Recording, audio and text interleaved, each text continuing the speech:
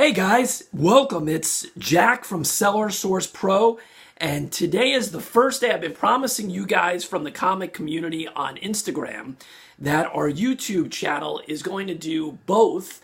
We're going to do comic books and genre-related material, and as you guys probably already know, I am a full-time eBay and Poshmark seller, so we give a lot of eBay tips for newbies, and we're working on tools and tricks to show you guys some of the innovative and alternative ways that I actually source for my full-time business, which is mainly men's and women's clothing and shoes. But I also sell a few comic books on eBay, and I've been collecting comic books since about 1978. So since I was a little kid, I was out of the hobby for a few years, never sold any comic books though. I brought them all up with me from Florida up here to Raleigh, North Carolina.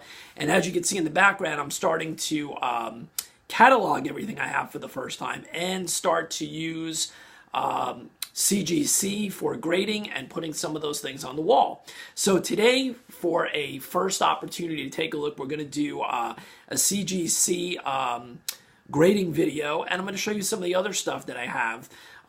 As you'll notice, I am probably 80% DC. I love Silver Age. Even when I was a kid, I would buy a lot of Silver Age comics. Unfortunately, I didn't buy enough because we know how those things have shot through the roof from the 80s till now. It's incredible. I can't believe the prices for stuff like Hulk 181, some of those Detective and Batman Silver Age that I used to buy for $3-4 because nobody wanted them back then. So let's get right to the haul. First thing I'm going to do is I'll always show you some of the newer books that I'm buying. I don't buy a huge amount of new books. I think the prices are pretty crazy at $3.99 and $4.99. But when I see a story that I really want to read, or some amazing cover, or something interesting, I definitely buy it. So I do buy about 5 to 10 titles a month at the moment from my LCS. So some of you guys have seen this cover on Instagram. I have to tell you, I bought these because of the covers, and I just couldn't wait to see what the heck was inside. And if you haven't bought them, you need to buy them. They are the funniest stories I've read in years. So this one is the Joker Daffy Duck. Okay, this is the Looney Tunes crossovers that they're doing. And most of the ones I bought, I think, are the B covers because I just like them. I think this one, I don't know if actually, this one is not a B cover. I think this is the A cover. This is Daffy Duck Joker. It's great. It's great. The story is great. It's just the craziest thing you've ever seen. After collecting comics for all these years, to see these characters in the same book, I never would have guessed in a million years that you would see it. So that's the first one. The second one, which the person at the LCS told me that I had to buy because it was their favorite one, is this one, the Catwoman, Tweety, and Sylvester. Now, this is the variant cover. This thing is awesome. I mean, she was so right, the girl at the store. This was amazing. Poison Ivy was in it. This was just an incredibly fun story. It was... Actually, Poison Ivy wasn't in this one, was she? No, Poison Ivy was not in this one. So it's the next one. So this was just incredible. Absolutely incredible. I thought the story was fantastic. The artwork is great. And then the third one that I got...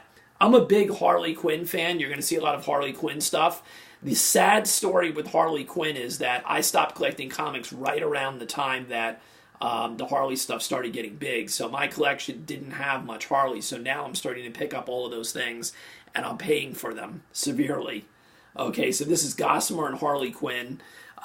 This is probably one of the craziest stories out of the three. This is the craziest, without a doubt, because it's Harley, and she's crazy to begin with. So if you have not picked up these two and the third one, go ahead and do it. The only one I didn't pick up was the Lex Luthor, Porky Pig. I'm thinking about it. It didn't look interesting to me, but these were so good. How could that one not be? All right. So on to the CGC haul. So these are the first books from my personal collection that I got back from CGC. The ones on the wall there I had purchased along the way from eBay and various sources, and we'll go over those on another time. But these actually came back from CGC, and it's so exciting to see your first books come back that you've owned for so many years. Just to be able to hold them and see the grades and be able to display them are amazing. So this is X-Men number 38. This has X-Men, Origins of X-Men backup story, and this is from 1967. It's X-Men 38. X-Men 38. Pretty cool, huh? There is a little bit of glare there. I'm going to try to do better in the future with these videos and figure out where to do this so that I don't have as much glare. So you can see there it's a 2.5. And it's not a high grade, but it's really presentable. With me, of course, I want high grade comics like everybody. But if the covers are presentable and it's still the colors are really good, I will buy a lower graded comic book, either raw or slabbed if it's for the right price. And it's something that I really want, that maybe it's too expensive to get in a higher grade. But I usually look for mid-grade when I'm buying new things. But this is stuff that was already in my collection. So that is X-Men number 38. Even though I am a big DC guy, you will see me buy key issues. And I do love X-Men and Fantastic Four. So those are the two Marvel titles that I'm biggest on, is X-Men and Fantastic Four, and I do have pretty decent runs from the 80s up to sometime in the 90s, or right around 90 or so. So I do have a lot of those, and I do have Avengers as well. So the next book, well, I'm going to save that one, but I'm going to show you the next book. So one of the characters that I have loved the entire time that I've ever been collecting comic books is Plastic Man. Plastic Man started in the 40s. Everybody knows Jack Cole, famous creator, artist that did a lot of those early Plastic Man, which started in Police Comics, okay? And then he got his own comic book. So this is one of the ones that I have. This is from 1954. I believe 54 is still golden age. It's either 53 or 54. I knew this wasn't going to come back as a serious grade, but it is a good grade for a comic book from 1954, and it's very presentable.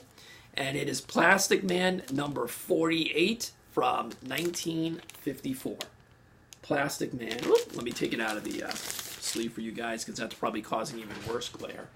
So there's Plastic Man 48 from 1954. And I don't think there's anything special about this. It's a Dick Wood story and a Dick Dillon cover, but there's nothing, there's not a first, any first appearances or anything like that. I just love the character of Plastic Man, so I will usually pick up anything that I don't have, and if I can get my hands on the original series of Plastic Man or any of the Police comics, in probably a 2.5 or higher, as long as they're presentable, I'm always interested in that. So we're going to start getting into some books that you guys probably know a little bit more about. They're a little bit more famous, so to speak. Okay, as I said, I'm a big Silver Age DC guy. I actually have two of these. I sent this one in because I believe this was my better copy. Okay, let me adjust the camera a little bit here. So this was I think this was my best one. I may send in the second one as well. This is Showcase number 34 from 1961. Do you guys know what that is? It's the first appearance of the Silver Age Atom, Ray Palmer. And there you go. And it's a 6.0. So that's a solid mid-grade copy. Solid mid-grade copy, 6.0. All right. And as you can see, it's the only thing I think wrong with this, I mean, there's a couple of tiny spine ticks, not much, and there's a tiny chip missing on the corner. There's a tiny chip missing right on the corner there. Wow, the glare is bad. I will have to do a better job on the next one, guys. I promise, to get better lighting and figure out where I can do this in a better location. So that is the Atom Showcase number 34, first appearance. Look at the back cover. It's really nice. There's nothing missing. Very few spine ticks, a little bit of wear on the corners. And that's about it. It's a 6.0. So this goes for a decent amount of money. And it is a book that I believe can continue to move up and does have higher value than what you're seeing right now. The Atom is on Legends of DC, which is probably going into, I think, their 4th season now on the CW. The Atom on that show, they've changed the character quite a bit from what we know from the comic books. He's a little bit more of a goofball in that show. He's a scientist, but a little more of a goof, a little more of a comedy situation there than we've ever seen in the comic books. But it's still good. I like the show. It's fun, and we get to see a lot of different characters, and it does have a totally different vibe than the other CW shows. Okay, well, here we go. This is an amazing Batman cover. Everybody knows this cover. It's a big deal.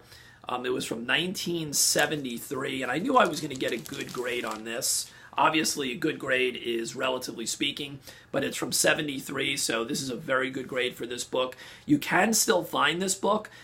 If you find it in this grade or above, you're usually going to pay a decent amount of money. If you can get it on the cheap, absolutely you want to do that. So I've had this in my collection for probably 25, 30 years. And it is Batman 251, the famous Joker cover. And it's a 7.5.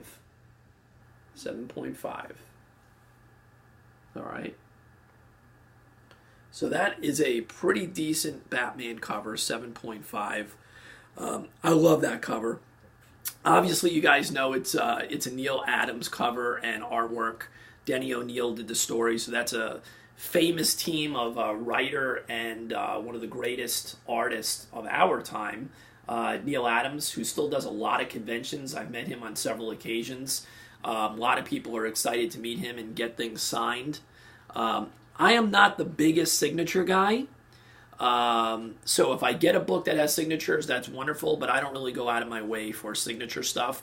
People from my generation that collected in the late 70s and through the 80s, signatures on comics were not really a big deal back then if you talk to people. We weren't quite sure if we were doing the right thing by getting the book signed, to tell you the truth, or was it damaging the book back then. So it's only been over the last 10 years or so that people make such a big deal out of these signature series type books. So I don't know how I feel about that, to tell you the truth. It's just not a big deal to me. But there's Batman 251, famous Joker cover. And I have quite a few other Batmans that are going to be going to CGC.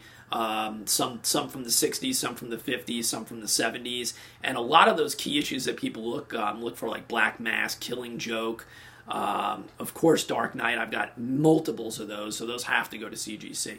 So that's a story on the Batman. Wonderful book. Can't wait to get it on the wall.